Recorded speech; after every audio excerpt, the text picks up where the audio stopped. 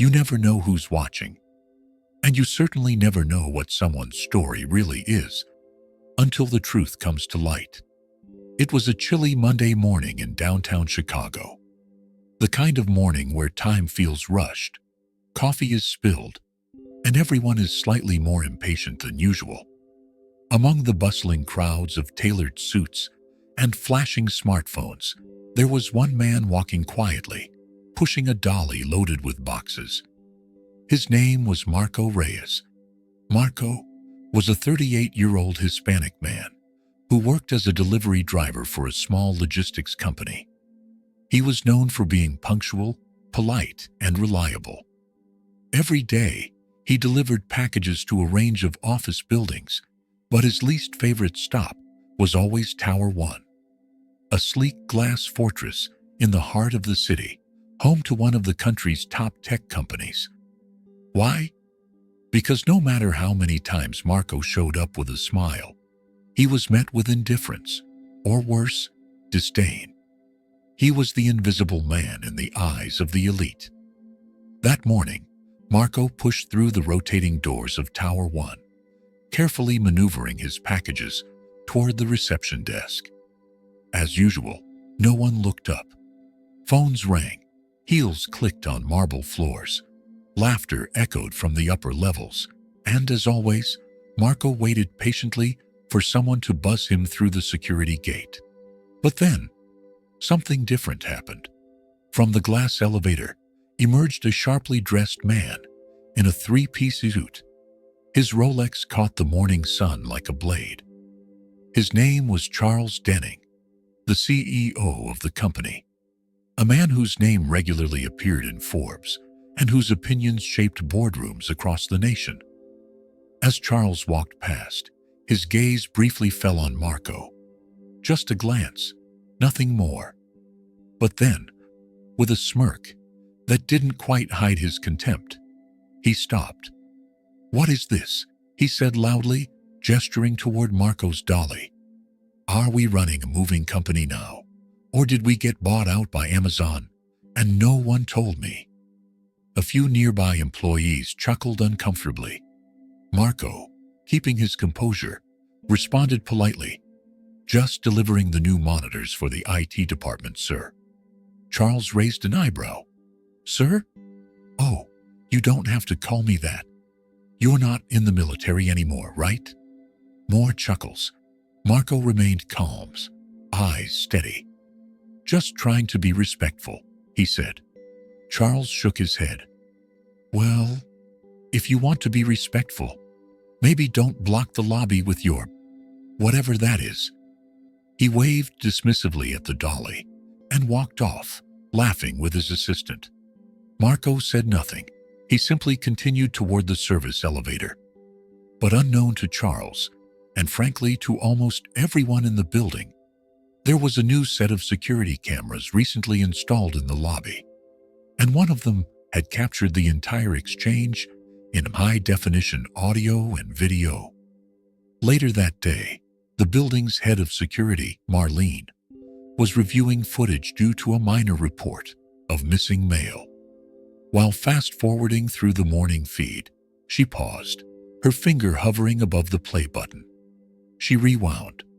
Then she listened, watched the CEO mock the delivery man, noticed the uncomfortable laughter, saw Marco's calm restraint. Marlene frowned. She'd seen Marco hundreds of times. He always greeted the front desk, brought donuts for the overnight guards on Fridays. He was a decent man. She made a copy of the footage and saved it privately. But Marco's story didn't end there. 2 weeks later, Charles Denning was preparing to close a massive acquisition deal with a new logistics partner. It was set to revolutionize their delivery infrastructure. Millions of dollars at stake. The potential partner? Reyes Logistics, a rising star in the industry. The CEO was set to meet the owner in a private conference room. He entered confidently, ready to negotiate. Then the door opened, and in walked Marco. Charles blinked. For a moment, he thought it was a mistake. Marco was no longer in uniform. He wore a clean, tailored suit. No dolly, no boxes, just a calm, professional presence. "Mr. Denning," Marco said, extending his hand. "Pleasure to finally meet." Charles hesitated. "Wait, you're—" "Yes, I'm Marco Reyes, founder and CEO of Reyes Logistics." The silence in the room was deafening. Marco sat across from him, smiling slightly. "I used to make deliveries myself. Still do sometimes, when I want to keep perspective. You never know what you'll learn from the ground level." Charles stammered, I didn't know." "That's all right," Marco replied, his tone polite but firm. "Most people don't look long enough to see what's right in front of them." Charles nodded awkwardly, clearly shaken. The meeting continued, but the tone had shifted. Marco was no longer the invisible delivery man. He held the power now. Afterward, Charles returned to his office and found a USB drive on his desk. A note was attached. "Thought you should see this." It was from Marlene. He plugged it in.